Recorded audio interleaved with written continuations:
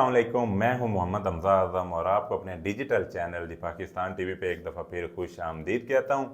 Nadreen, जैसा कि मैंने आपसे वादा किया था कि इंशाल्लाह मैं सियासी व्लॉग्स भी लाऊंगा, करंट इश्यूज़ भी हम डिस्कस करेंगे, करंट अफेयर्स जो भी पाकिस्तान की सियासत के मामलात हैं हम डेली बेस पे डिस्कस करेंगे। हम उसके लिए मुख्तलिफ पर्सनैलिटीज़ को भी इन्वाइट करेंगे, उनसे भी हम डिस्कस करेंगे और मैं खुद पर्सनली दिन में 2-3 हमारे वीडियोज़ आएंगे जिसमें हम स्पेशली जो ब्रेकिंग न्यूज़ और करंट इश्यूज़ हैं उन्हें डिस्कस करेंगे। आज एक बड़ी कड़ाकेदार खबर लेके और दो दो बातें मैंने और करनी थी। पहले मैं कड़ाकेदार एक खबर दे लूँ, जो खबर शायद अभी तक आप लोगों के पास ना पहुंची हुई। जनाब सदाकत अब्बासी साहब हैं, पीटीआई के साबका एमएनए, उनका जनाब बयान रिकॉर्ड कराया गया है आदिल शाह ज़ेब के प्रोग्राम के लिए। और मैं इस मौके पे डॉन न्यूज़ को मीडिया का कुछ भरम रखने पे सलाम पेश करता हूँ। ये जनाब 100% दुरुस्त खबर है कि डॉन न्यूज़ ने ये प्रोग्राम नशर करने से माजरत की है और शायद उन्होंने माजरत की है या अकड़ अकड़ गए हैं, ये बात अब उनको पता है। लेकिन डॉन न्यूज़ ने जो ये सदाकत अब्बासी साहब का है ये इंटरव्यू करने से माजरत की है। ये वो इनकार और माजरत है जो दुनिया न्यूज़ और कामरान शाहिद साहब नहीं कर सके।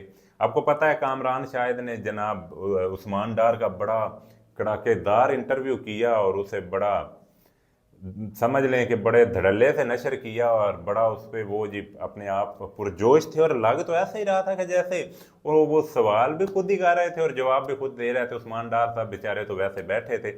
लेकिन ये है कि अब आज की जो ब्रेकिंग न्यूज़ ये है कि डॉन न्यूज़ ने कुछ भरम रखा है।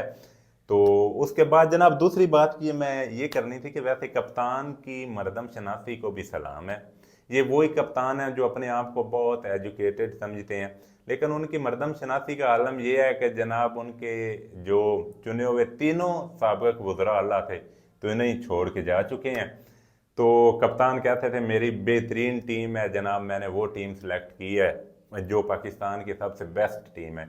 लेकिन उनके सेलेक्ट किए हुए तीनों ही सबका वज़रे आला उन्हें छोड़ के चले जा चुके हैं। और अगर कायम है तो मैं थोड़ा सा क्रेडिट यहाँ पेश करूँगा परवेज़ इलाही साहब को वो अभी तक कायम है। कल का नहीं पता कि उनकी अभी कोई इंटरव्यू आ जाए या प्रेस कॉन्फ्रेंस आ जाए, लेकिन अभी तक वो डटे हैं। जिनके बारे में इमरान खान ने मुख्तलिफ बातें की, पेजा डाकू और पंजाब का सबसे बड़ा डाकू, और शेख रशीद साहब भी अभी तक तो डटे हुए हैं उनके बारे में।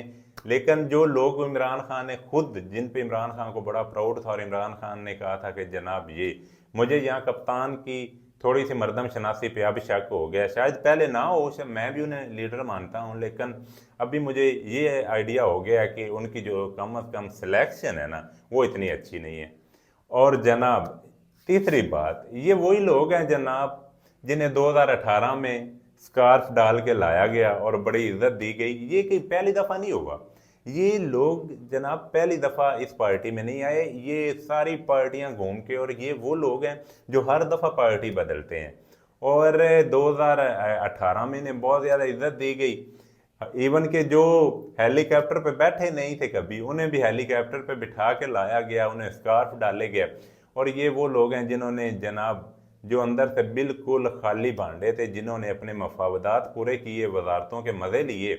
और सबसे ज़्यादा जनाब आप सबको पता होगा फवाद चौधरी साहब जिनका बयान ये होता था इमरान खान हमारी रेड लाइन है।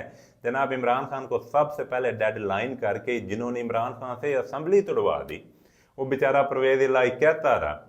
फवाद चौधरी ने जनाब असम्बली तोड़वाई और अब खुद भी टूट गए हैं। ये लड़ी के वो मोती होते हैं जो बस ऐसे लटक रहे होते हैं, उनका दिल होता है कि यार एक दफ़ा बस ना लड़ी ये टूटे सही और हम पहले निकले। इसी तरह ही किया। जो जोक दर जोक उस वक्त पार्टी में आए, अभी जब थोड़ा सा मुश्किल टाइम आया तो वो वापस। मैं इधर ये पैगाम देना चाहता हूँ कि हमारे जो सियासी लीडरान हैं जो हमारी पार्टीज़ को चला रहे हैं, मतलब नवाज शरीफ साहब हैं, शहबाज शरीफ, इमरान खान और जरदारी साहब, इन्हें अब कम अज़ कम ये पहचान कर लेनी चाहिए कि ये टाइम अब एक दफ़ा एक पार्टी के साथ आया है तो अगली दफ़ा हमारी बारी है। क्योंकि हम उन्हीं लोगों को रोटेट कर रहे हैं ना, कोई चेहरे तो नहीं ना बदल रहे। सिर्फ यही है कि पार्टी बदलती है, जब चेहरा वो रहना, निज़ाम वो रहना है, तो तब इमरान खान की पार्टी में जाएं, नून की में जाएं, शीम में जाएं, जिधर जाएं, वो उसमें कोई इतना ख़ास फ़र्क नहीं पड़ता। लेकिन ये है कि जनाब ये वो अब दूसरा मैं इतना ज़रूर कहूँगा कि अगर इन पे इल्ज़ामात हैं ना तो कम अज़ कम इन्हें ऑन एयर करना चाहिए, न सज़ा देनी चाहिए।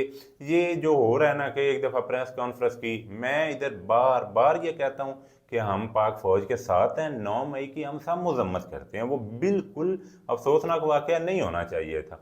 लेकिन अगर इनके 9 मई के वाक़यात के साथ इन पे बाकी भी करप्शन के इल्ज़ामात हैं, तो इन्हें कम से कम सज़ा होनी चाहिए। ये नहीं कि आपने सिर्फ वो मजम्मत कर दी है तो आप आज़ाद हैं। जनाब, ये आज के कुछ टॉपिक्स थे। इंशाल्लाह मैं डेली 2 से 3 वीडियोस में हम जो भी इश्यूज होंगे और जो भी ताज़ा खबर होगी, मैं इंशाल्लाह वो आपके साथ डिस्कस करूंगा। हम पाकिस्तान की सियासत पे भी छोटे छोटे व्लॉग्स बनाते रहेंगे। मैं कोशिश करूंगा कि कुछ पर्सनैलिटीज़ के साथ भी, क्योंकि आजकल पाकिस्तान में अब जैसा कि अब इलेक्शन का दौर है और मेरी दुआ है कि इलेक्शन अब टाइम पे ज़रूर हो। इलेक्शन ज़रूरी है, मुल्क को एक अब फहाल करने के लिए इलेक्शन बहुत ज़रूरी है। अल्लाह करेगा इलेक्शन हो जाएंगे और फैसला सबके सामने आ जाएगा। इसी के साथ मुझे इजाज़त दें। मुल्क पाकिस्तान की सलामती के लिए हर पल हमें दुआ गो होना चाहिए। अल्लाह पाक हमारे मुल्क पे अपना ख़ास करम रहम करे। इंशाल्लाह एक नए व्लॉग के साथ आपकी खिदमत में हाज़िर होऊंगा। इसी के साथ मुझे इजाज़त दें। अपना बहुत ज़्यादा ख्याल रखिएगा। अल्लाह हाफिज़।